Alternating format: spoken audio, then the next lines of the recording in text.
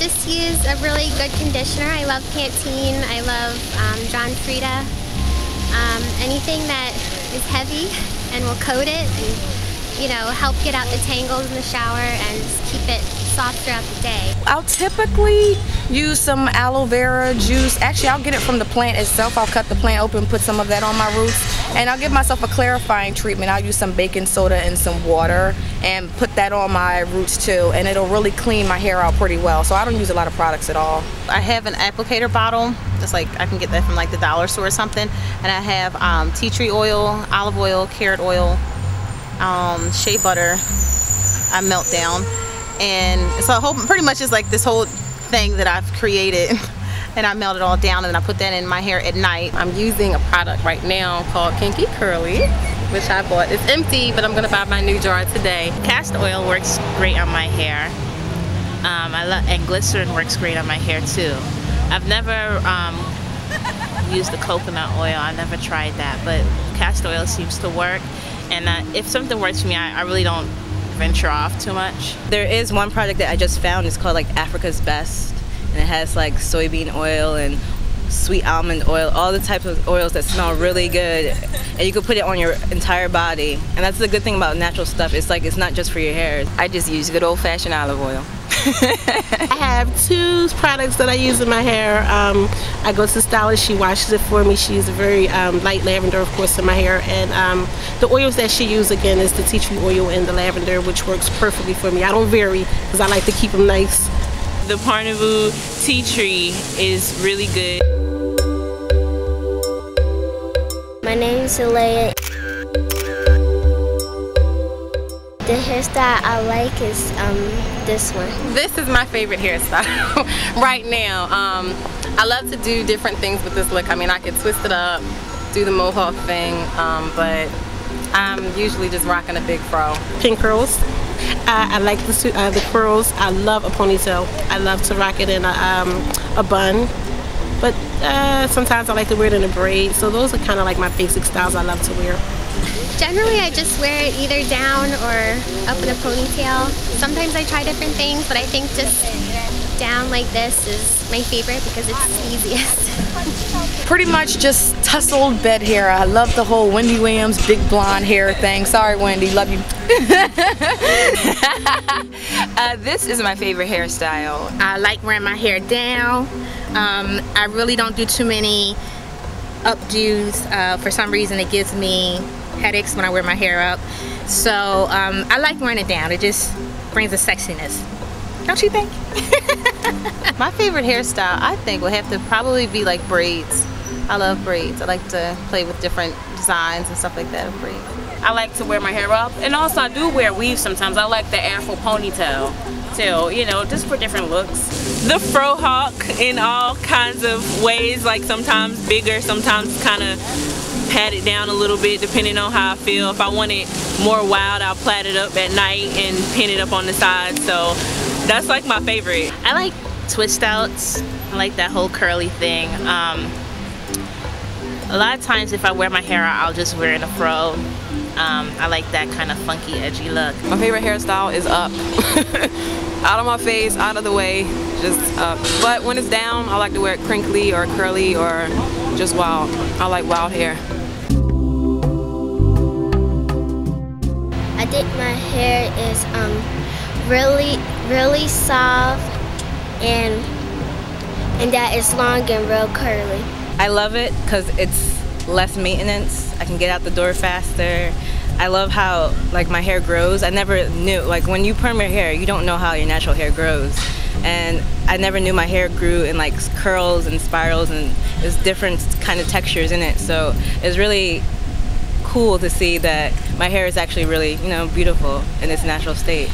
I love it. It's very versatile. I always tell people if you ever want to go straight, you can straighten it with the flat iron, or you can, if you like weaves, you can put a weave in your hair. I really love my natural hair. I love being able to not have to sit under the dryer or get the perm that's burning my scalp, or I love the way that it kinks up on me. I love the way that it styles, regardless of if it's bone straight or if it's kinky and curly.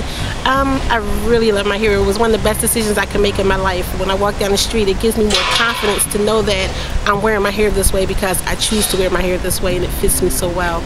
I love my hair. I wake up in the morning and just go. The one thing I love about my hair is wearing it any type of way I want to. It don't take a lot of maintenance. I don't gotta comb through it for hours. I just find if you take care of your hair, I mean, your hair take care of you. It took me a while to love it. Some days I would like it, but I'm at the state now where I love my natural hair. And I'm not gonna front. I guess I used to fantasize about having straight, you know, long hair blowing in the wind. But I'm like, what would I do with straight hair? I love my texture. I love it. I don't care. If you don't like it, bite me. I mean, I'm sorry, I'm silly. I love it. I love my hair. I love the creativity that it brings. It strikes up conversation. It adds a certain sex appeal. And there's just something about seeing a black woman in her natural state. And in the words of Joe Scott, black people have and always will be beautiful. And I celebrate that. So I'm really happy that I made the transition. Well, it's definitely in the beginning a difficult journey. I think it's kind of difficult for most people because you got that transition.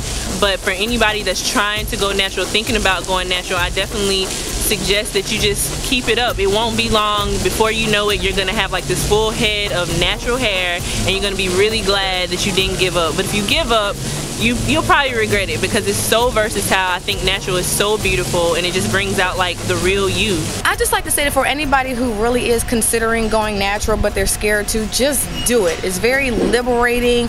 You can color it, style it, cut it however you want. Everybody should try being natural at least once because I think it gets a bad rap. Like, it's so like fulfilling to just be natural and not have to worry about the products and like the burning of perms and straightening and weaves. It's just low maintenance and it's really beautiful. A lot of times people say, well, how did you start your hair? How did you decide that you wanted to wear your hair? And I tell people that it's a commitment. It's nothing that you just wake up and say, oh, I'm just going to grow locks today. It's something that you have to be committed to and know that it is some work to grow my locks, but that you have to want to do it, because if you don't, you'll cut it, you know, like within the next 3 to 6 weeks, or you'll wind up saying, oh, why did I grow this? Or when you go through the awkward phase, you just feel like you want to cut it all off. So you have to be committed to really wanting to be natural, and you also have to walk with confidence, know that it's your hair and love it for what it is, yours. I know what it's felt like to be growing up and to want the texture of people, white people, you know, that they have their hair, which is, you know, finer, straighter. But as I've gotten into my adulthood, I've really learned to love my hair the way it is. You know, a lot of people, you get compliments. I get compliments on my hair, and I appreciate, you know, that it can be curly and bouncy, and it kind of represents my personality. When I was a kid, I wanted to grow my hair out. And I remember, you know, I was told by older people in my family that it wasn't professional. You know, nobody was going to hire me with my hair out. I guess it's perfect that I went into the acting field because, you know, but corporate America, they accepted me too, but when I go for corporate America, it's normally in a ponytail. I do think it's a stigma that they need to let go, because people should be able to express themselves in any way that they like, and hair is an expression of life.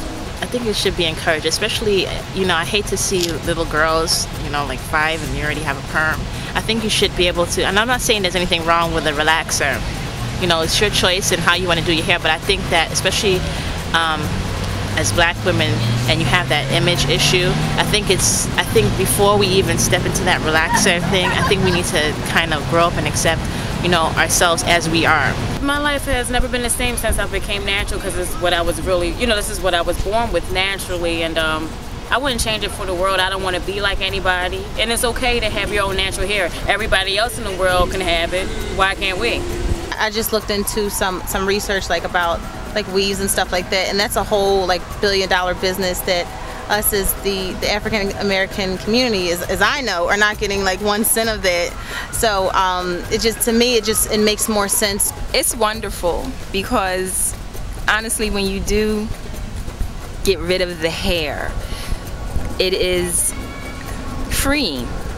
You get to do things like go swimming, go to the beach and not care, get caught in the rain and it's okay, and you can feel the raindrops. It's beautiful.